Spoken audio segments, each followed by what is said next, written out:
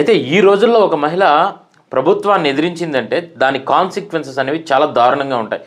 నిలబడి ఇది మాకు న్యాయం కాదని చెప్పే ధైర్యం ఎవరికైనా ఉందా ఈ రోజుల్లో? ఒకవేళ ఇన్ కేస్ చెప్పారు అంటే అదొక పెద్ద న్యూస్ డిబేట్ అవుతుందన్నమాట. కానీ అదే పని కొన్ని వందల ఏళ్ల కిందట ఒక పెద్ద సైన్యం ఉన్నటువంటి రాజ్యాన్ని ఎదిరించి ఒక గిరిజన మహిళ చేసింది అంటే ఊహించండి ఆవిడ గట్స్ ఏ లెవెల్లో ఉన్నాయో. అదే ఈరోజు మనం చెప్పే కథకి ఆరంభం. ఇప్పటి తెలంగాణ అడవుల్లో ప్రతి 2 ఏళ్లకు ఒకసారి కోట్ల మంది జనాలు నడుచుకుంటూ వచ్చి అడవిలో భక్తి శ్రద్ధలతో చేసుకునే ఒక జాతర మేడారం జాతర. ఇక్కడ ఎటువంటి దేవాలయం ఉండదు, ఎటువంటి విగ్రహం కూడా ఉండదు, కానీ నమ్మకం మాత్రం ఎవరెస్ట్ శిఖరం అంత గట్టిగా ఉంటుంది. ఆమె పేరే సమ్మక్క, ఆవిడ కూతురి పేరు సారాలమ్మ. ఇది మనం స్కూల్ బుక్స్లో చాలా చరిత్రలు చదివాం, కానీ మన స్కూల్ బుక్స్లో లేనటువంటి చరిత్ర, కానీ జనాల మైండ్లో బాగా నిలిచిపోయినటువంటి కథ. సుమారు 12వ శతాబ్దం చివరిలో ఇప్పటి తెలంగాణ ప్రాంతంలో కాకతీయుల రాజ్యాలు అనేవి చాలా బలంగా ఉండేవి. కాకతీయుల రాజులు పరిపాలిస్తున్నటువంటి ప్రాంతాల్లో అడవుల్లో నివసించే గిరిజన తెగలు అనేవి చాలా ఎక్కువగా ఉండేవి. వాళ్ళ తమ జీవితాలు ఏవో కాలంతో పాటు అలా గడుపుతూ ఉండేవారనమాట. పన్నులు అవేవి ఏమీ ఉండేవి కాదు. అసలు అడవుల్లో బతకడం వల్ల ఏంటంటే వాళ్ళకి కంప్లీట్గా రాజ్యాలతో పెద్దగా సంబంధాలు అనేవి పెద్దగా ఉండేవి కాదు, ఎక్కడో దూరంగా బతుకుతూ ఉండేవారు. కానీ ఈ రాజ్యాలు బలపడుతున్న కొద్దీ వాళ్ళ తాలూకా కళ్ళు అనేవి ఈ అడవుల పైన పడడం జరిగింది. అడవుల్లో ఉన్నటువంటి తెగల పైన వాళ్ళ నుంచి కూడా పన్నులు వసూలు చేయాలి అనే ఉద్దేశంతో వీళ్ళందరూ కూడా ఈ రాజులు అడవుల పైన పడడం జరిగింది. అక్కడే మొదటి సమస్య అయితే మొదలవడం అయితే జరిగింది. అప్పట్లో గిరిజనులపై ఏం చేశారంటే బలవంతంగా పన్నులు వేయటం, వాళ్ళు పండిస్తున్నటువంటి ఆహార ధాన్యాలు కానీ పప్పు దినుసుల పైన కానీ అన్నిటిపైన కూడా పన్నులు వేయటం, ఆ కూలీల పైన వీళ్ళపైన మొత్తం పన్నులు వేసేవారనమాట. ప్లస్ ఏంటంటే యుద్ధానికి సైన్యం సరిపోలేని టైంలో వాళ్ళని కూడా అసలు యాక్చువల్గా వాళ్ళకి తీసుకొని వెళ్ళి యుద్ధాలు చేయించటం, ఇవన్నీ కూడా మనుషులను పంపించాలి, ఇవన్నీ కూడా జరుగుతూ ఉండేవి. గిరిజనులకి ఇది న్యాయం అనిపించేది కాదు, కానీ అడగలేని పరిస్థితి, ఎందుకంటే అవతల ఉన్న వాళ్ళు పెద్ద రాజులు కాబట్టి. అలాంటి టైంలోనే ఒక మహిళ, పెళ్ళైన మహిళ ముందుకైతే రావటం జరిగింది. ఆవిడ పేరే సమ్మక్క. ఆమె పెద్ద రాజ కుటుంబానికి సంబంధించిన మనిషి కూడా కాదు, ఈ అడవుల్లోనే ఈ అడవుల తెగలో సంబంధించినటువంటి మనిషి, వీళ్ళతోనే బతికే ఒక గిరిజన మహిళ.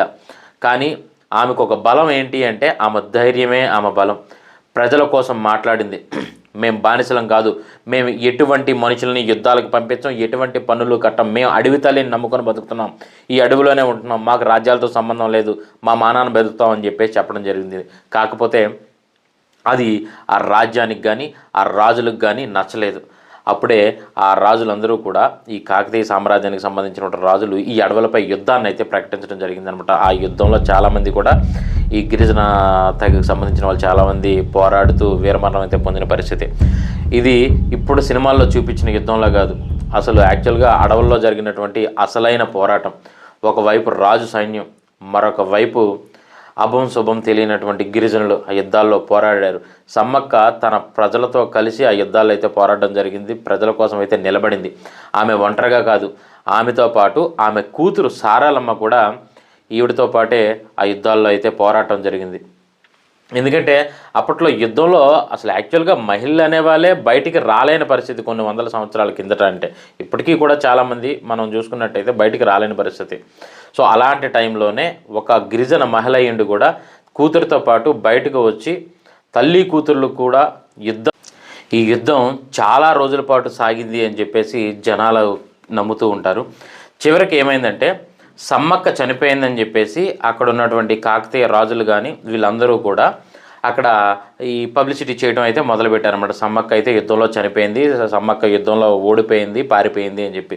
కానీ ఆమె ఓడిపోయిన విషయం ఆ యుద్ధంలో ఆ రాజ్యానికి సంబంధించిన సైనికులు కూడా చూడలేదు, గిరిజనులు కూడా ఏం చూడలేదు అనమాట.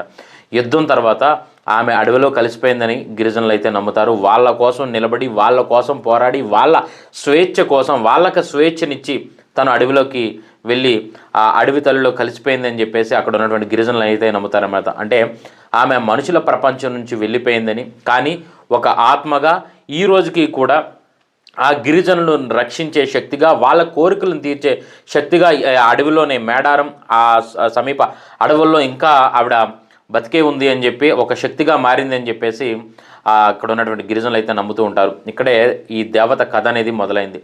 సమ్మక్క కూతురు సారాలమ్మ కూడా మనం యుద్ధం చేసింది అని చెప్పుకున్నాం కదా. సమ్మక్క అలాగే ఆవిడ కూడా అడవిలోకి వెళ్ళి ఆ అడవి తల్లిలో కలిసిపోయింది అని చెప్పేసి అక్కడ ఉన్నటువంటి గిరిజనుల నమ్మకం.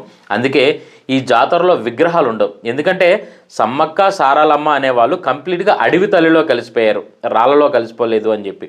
అందుకోసమే వాళ్ళు రాళ్ళలో బంధించే దేవతలు కాదు అని చెప్పి, వాళ్ళు అడవిలో స్వేచ్ఛగా తిరిగే శక్తులు, ప్రతి చెట్టులో ప్రతి పుట్టలో వాళ్ళు ఉంటారు అని చెప్పి అక్కడ ఉన్నటువంటి గిరిజనులు అయితే చాలా బలంగా నమ్ముతారు.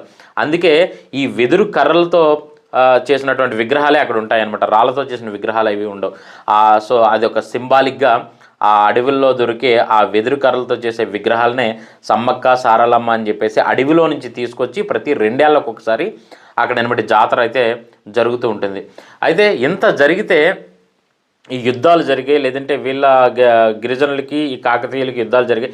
ఇంత జరిగిన తర్వాత ఈ జాతర ఎలా మొదలైంది అని చెప్పేసి ఒక దీనికి వచ్చినట్టయితే, ఈ యుద్ధం తర్వాత గిరిజనులు తమ కష్టాలను చెప్పుకోవడానికి సమ్మక్కనైతే తలుచుకోవడం మొదలుపెట్టారు. ఎందుకంటే వాళ్ళు ఎవరూ కూడా సమ్మక్క ఓడిపోవటం కానీ సమ్మక్క చనిపోవడం చూడలేదు. వాళ్ళంతా నమ్ముతున్నది ఏంటంటే సమ్మక్క సారలమ్మ అనే వాళ్ళు అడవిలో కలిసిపోయారు, దేవతలు అయ్యారు అని చెప్పి. సో ఏ కష్టం వచ్చినా ఆవిడని తలుచుకొని మాకు మళ్ళీ ఇలా వచ్చింది అని చెప్పేసి చెప్పడం మొదలుపెట్టేవారు. వాళ్ళకి ఆ కష్టం ఏదో విధంగా తీరిపోతూ ఉండేది. సో న్యాయం కావాలన్నా సమ్మక్కని పిలవాలి, ఏదైనా కష్టం వచ్చినా సమ్మక్కతో చెప్పుకోవాలి అనే ఒక నమ్మకం అక్కడ ఉన్నటువంటి గిరిజన తెగల్లో చాలా బలంగా నాటుకుపోవడం మొదలుపెట్టింది. అది మాటల ద్వారా తరతరాలు మారి ఈరోజు ఈ పరిస్థితి వరకు వచ్చిందనమాట. అసలు ఎక్కడ మొదలైంది ఇది అంటే, ఇప్పటి ములుగు జిల్లా మేదారం అడవుల్లో అక్కడే ప్రతి 2 ఏళ్లకు ఒకసారి కూడా సమ్మక్క సారలమ్మ వస్తారు. 2 ఏళ్లకు ఒకసారి వచ్చి జనాలను దీవించి వాళ్ళకున్న కష్టాలని ఇవన్నీ కూడా తొలగించి, వాళ్ళకి ఏమైనా ప్రాబ్లమ్స్ ఉంటే అవన్నిటి కూడా ఇవి చేసి తీర్చి వెళ్తారు అనే నమ్మకం చాలా గట్టిగా బలపడింది. వస్తారు అంటే అక్కడికి ఈ అడవికి సంబంధించినటువంటి ఆ బ్యాంబూ కర్రల్లో ఉన్నటువంటి విగ్రహాలను తీసుకొని వస్తారు కదా. సో అలాగా వాళ్ళ శక్తి అక్కడికి వస్తుంది. ఆ మేడారం అడవుల చుట్టుపక్కలలో మనం ఏ కష్టంతో వెళ్ళినా, ఏమంటే చాలామంది కూడా పెళ్ళిళ్ళు అవ్వక, కొంతమంది ఉద్యోగాలు రాక, కొంతమంది ఫైనాన్షియల్ ఇబ్బందితో, కొంతమంది ఇవందరూ కూడా వెళ్తే ప్రతి ఒక్కరికి కూడా ఎంతో అంత రిజల్ట్ కనపడడం అయితే జరుగుతూ ఉంటుంది అనమాట.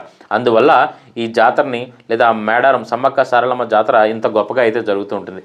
ఈ జాతర రోజు ఏంటంటే, పలానా రోజు జాతరని ఎవరు పిలవరు, కానీ జనాలు చాలా ఎక్కువగా వస్తూ ఉంటారు.